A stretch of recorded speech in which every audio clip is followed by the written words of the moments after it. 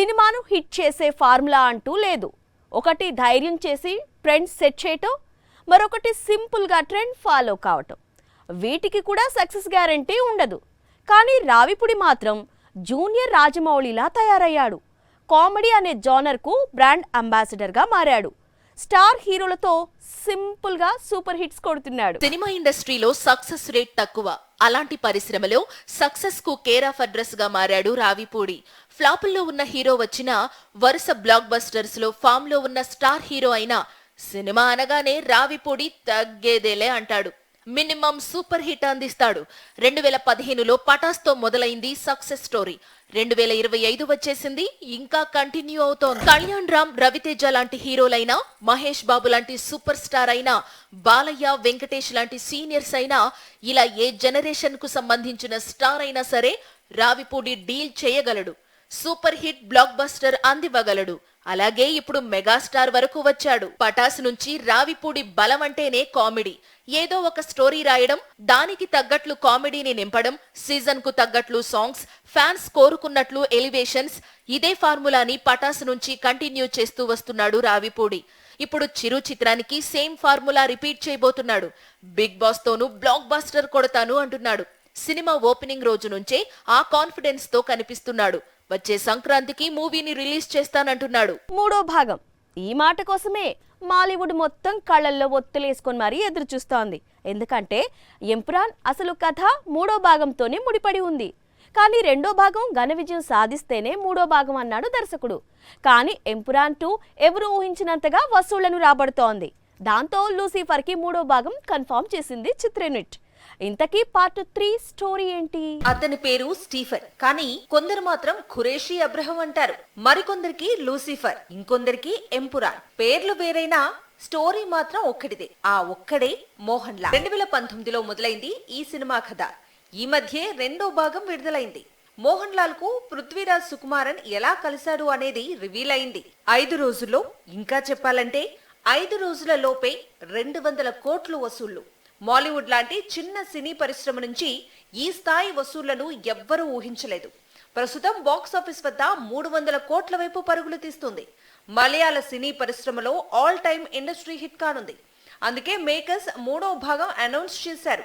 అసలు ఈ స్టీఫెన్ ఎవరు, ఖురేషీ ఎవరు, లూసిఫర్ ఎవరు, ఎంపురాన్ ఎవరు అనేది మొత్తాన్ని కూడా మూడో భాగంలో చెప్పి ఈ కథను ముగించనున్నాడు పృథ్వీరాజ్ సుకుమారన్. రెండో భాగం ఘన విజయమే మూడో భాగానికి లైన్ క్లియర్ చేసింది. పుష్ప 2 తర్వాత అల్లు అర్జున్ ఒక దశలో త్రివిక్రమ్తో సినిమా ఆగిపోయింది అన్నారు అంతా. దాంతో తమిళ దర్శకుడు అట్లీ దూసుకొచ్చాడు. అతని మేకింగ్ లో మూవీ ఫిక్స్ అయింది అన్నారు. కానీ సేమ్ టైం త్రివిక్రమ్ తగ్గేదేలే అన్నాడు. దాంతో అట్లీ సినిమా వెనక్కు వెళ్ళింది. మాంత్రికుడు మూవీ ముందుకొచ్చింది. మరి అట్లీతో అల్లు అర్జున్ మూవీ అంటే అది తర్వాత సంగతి అంటున్నారు అభిమానులు. విక్రమ్ అంటే కుటుంబ కథా చిత్రాలు, అంతకు ముందు పంచ్ డైలాగులు. వీటికి మించి మాంత్రికుడు ఎప్పుడూ కొత్తగా ప్రయత్నించలేదు. గుంటూరు కారంతో కాస్త బార్డర్ దాటాడు. మాంత్రికుడు మాస్ మూవీ తీస్తే ఎలా ఉంటుందో చూపించాడు. ఇదంతా ఒక ఎత్తు. కానీ తన కెరీర్ లోనే బిగ్ రిస్క్ చేస్తున్నాడు త్రివిక్రమ్. ఏకంగా మైథాలజీ మూవీని తీయబోతున్నాడు. గతంలో తాను ఎన్నడూ చేయని సాహసం చేయబోతున్నాడు. ఇందుకోసమే 2-3 ఏళ్లుగా కథను సిద్ధం చేస్తున్నాడు. ఇటీవలే స్టోరీ లాక్ అయినట్లు సమాచారం. అసలే పౌరాణిక చిత్రం, అందులోనూ పుష్ప సిరీస్ తరువాత అల్లు అర్జున్ చిత్రం. ఇండియాస్ బిగ్గెస్ట్ బ్లాక్ బస్టర్ అందించిన హీరోతో నెక్స్ట్ మైథాలజీ మూవీని ప్లాన్ చేస్తున్నాడు మాంత్రికుడు. పైగా 100 కోట్ల బడ్జెట్, పాన్ ఇండియా వైడ్ గా భారీ అంచనాలు.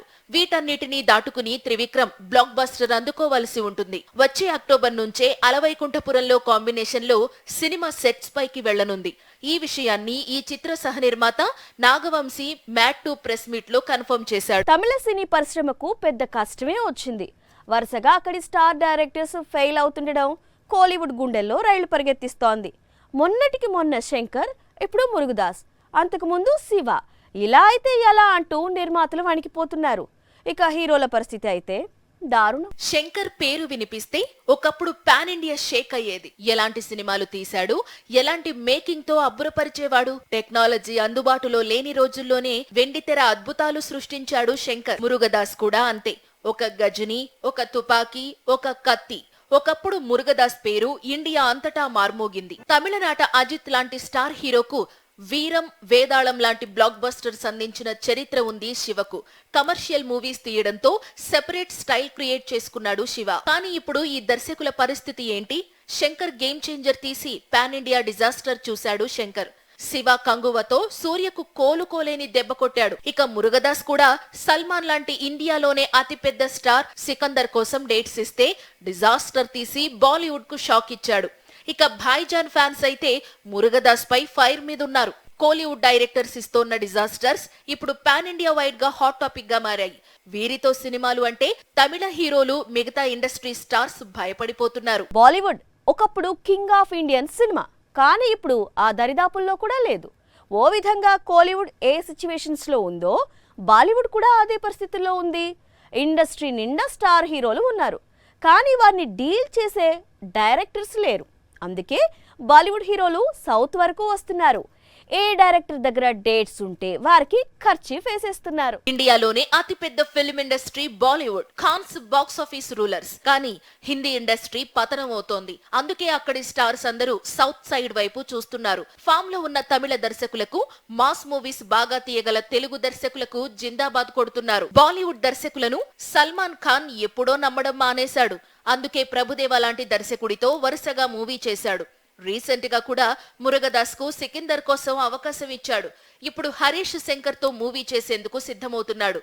ఇదే స్పీడ్ లో తమిళ దర్శకుడు, blockbuster Amaran maker Raj Kumar పెరియాస్వామితో కూడా మూవీ చేయాలనుకుంటున్నాడట. ఇటీవల షారూక్ కూడా పుష్ప 2 దర్శకుడు సుకుమార్ తో మూవీ చేసేందుకు చర్చలు ప్రారంభించాడని ప్రచారం సాగింది.